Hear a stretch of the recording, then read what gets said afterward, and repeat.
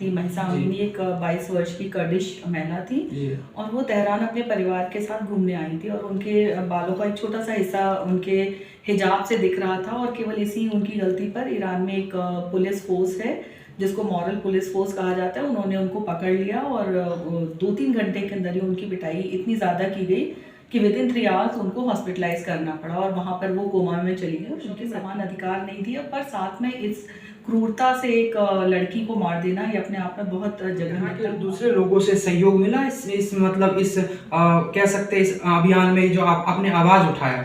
जी देखिए, जहाँ तक ऐसा मैं कहूँ कि बहुत सारे लोग मेरे पीछे आके खड़े हो गए, ऐसा कुछ भी नहीं हुआ। नारी नहीं केवल नर की अर्धांगिनी, नारी नहीं केवल नर की अर्धांगिनी, जब जब संकट पड़ी तब तब दुनिया है मानी और काली अम्बा जगदम्बा की नहीं बस कहानी, आज भी लड़के वो बनकर। हाल फिलहाल में ही ईरान में केस काफी ज्यादा उठ गया था इस लेवल पे लेके, बहुत ऊंचे लेवल पे महिसा अमीनी को लेके, जिसे पुलिस हिरासत में जिनकी डेथ हो गई, जिसके बाद जो है कह सकते हैं अग्नि ज्वाला भड़क गई, विश्व स्तर पे पहुंच गई और अलग अलग देशों में अलग अलग प्रतिक्रिया थी।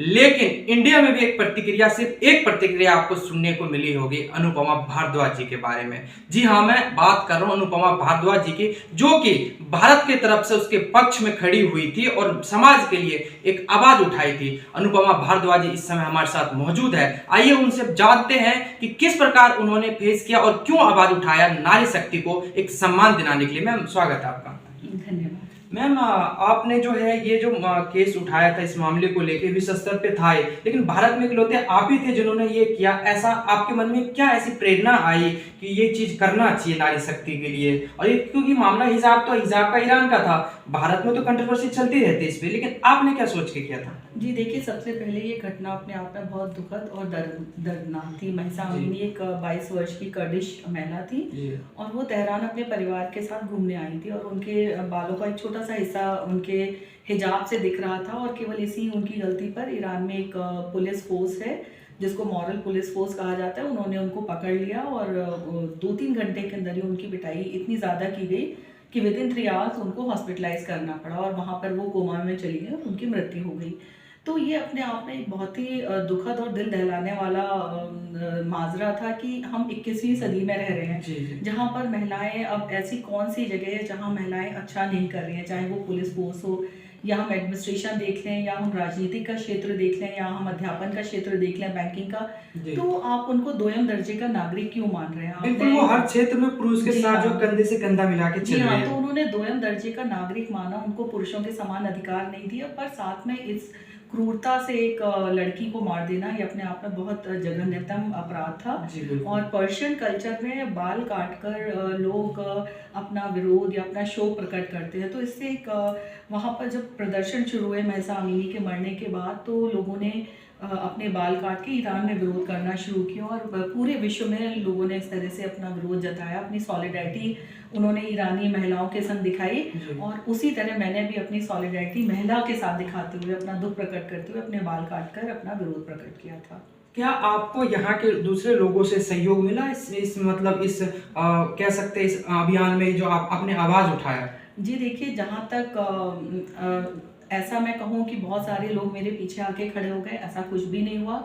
जब मैंने ये किया था तो मुझे लगा था कि शायद भारत देश में मैं एक ऐसी आवाज़ उठा रही हूँ तो बहुत महिलाएं मेरे साथ आएंगी। लोगों के मैसेजेस आए, फेसबुक पर बहुत सारे लोगों ने मुझे कांटेक्ट किया, मुझे बताया, मेरे मित्र वर्ग ने, पर खुलकर लोग मुखर होके नहीं आए।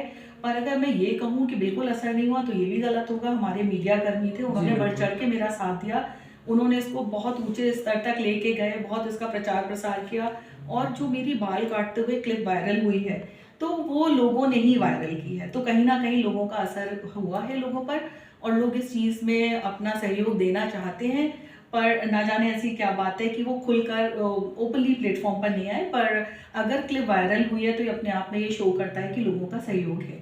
मैम देखिए, आज के डेट में ऐसा है कि शारीरिक रूप से फिजिकली जो है हर प्रकार से हेल्प लेना चाहते हैं महिला शक्ति से पुरुष, खासतौर पर पुरुष मैं भी हूँ, लेकिन जो स्थिति देख रहा हूँ उस पर कह रहा हूँ, लेकिन भावनात्मक रूप से क्या आप सम्मान देने से क्यों पीछे हटते हैं? जी, मैं इससे भी थोड़ा ये मानती हूँ कि ऐसा नहीं है कि स्त्रियों को भारत देश में सम्मान नहीं मिल रहा है। बहुत ज़्यादा सम्मान मिल रहा है। नहीं मैम, पर ये मैं उस स्तर पे कहना चाहूंगा, अन्य देशों में भी उनसे पूरी तरीके से हेल्प ली जा सकती है। जहाँ उनके सम्मान की बात आती है ना, तो उन्हें ये फील करा दिया जाता है कि आप हमसे नीचे हो। ये पूर्ण रूप से नहीं कराया जाता। देखिए, कुछ लोग हैं जी। जिनकी अभी भी पितृसत्तात्मक सोच है, जी, पैट्रियार्कल जी। थिंकिंग है। वो लोग इस तरह से सोचते हैं, पर अगर हम ये कहें कि सभी लोग ऐसे हैं तो ये गलत होगा। मैं एक पढ़ी लिखी महिला हूँ, तो अगर मैंने एक हाई डिग्री पाई है तो इसमें मेरे पिताजी का भी बहुत सहयोग है। जी, जी। मेरे पिताजी आज से कई वर्ष पूर्व उन्होंने मेरी माताजी जो कक्षा 12 तक पढ़ी हुई थी अपने विवाह के समय में, मम्मी ने बीए, एमए, पीएचडी आज से 40 वर्ष पहले की, तो उसके पीछे मेरे पिताजी का पूरा हाथ जी, था। बिल्कुल आपने उचित कहा, लेकिन जो पितृसत्ता की बात हुई, जो लोग इस टाइम भी इस तरह के सोच रखते हैं, उनके लिए आप क्या कहना चाहेंगे? जी, मैं उनके लिए यही कहना चाहती हूँ कि आप अपनी ये पुरानी पुरातन पंथी जी। सोच आप बदल लीजिए। इस तरह की सोच से आप अपना ही नुकसान करेंगे, और जो पूरे विश्व की आधी आबादी है, जो इतनी बड़ी फोर्स है, जिसके पास बुद्धि है, बल है, विवेक है, आप एक महिला को शिक्षित करते हैं तो आप एक पूरे घर को, परिवार को, एक पूरी जनरेशन आप चेंज कर देते हैं। तो आप उस महिला शक्ति को आगे बढ़ने दीजिए, उनको अपने पंख फैलाने दीजिए, वो जो सपने देखती हैं उन्हें पूरे करने जी, दीजिए। बिल्कुल। वो हर जगह, आप जैसे इस वर्ष आईएएस एग्जाम का आप अगर रिजल्ट देखेंगे तो शुरुआत के 3 स्थान महिलाओं के हैं। जी। तो इसी तरह लड़कियां जहाँ जाती हैं, अब हम लोगों के यहाँ सरकार ने आर्मी में भी उनके लिए जी, स्थान बिल्कुल। दे दिया है, वो उसमें भी टॉप कर रही हैं, आगे बढ़ रही हैं। तो आप महिलाओं को आगे बढ़ने दीजिए, आप उनको उनके डैने मत काटिए। आपने कुछ अलग किया, तो इसमें आपका पारिवारिक सहयोग कैसा रहा? जी, इसमें मेरे परिवार का बहुत अच्छा सहयोग रहा, बहुत ज़्यादा सहयोग रहा। मेरे पतिदेव बहुत प्रसन्न हुए, उन्होंने कहा बिल्कुल आपने ये बहुत अच्छा स्टेप लिया है। मेरे दोनों बच्चे बहुत प्रसन्न हुए। मेरे माता-पिता जो इस वक़्त 80 वर्ष के हैं, जी। उनको भी बहुत गौरव महसूस हुआ, क्योंकि वो लोग हमेशा इस सोच के बहुत ज़्यादा समर्थक रहे हैं कि महिलाएँ सब कुछ करने में समर्थ हैं।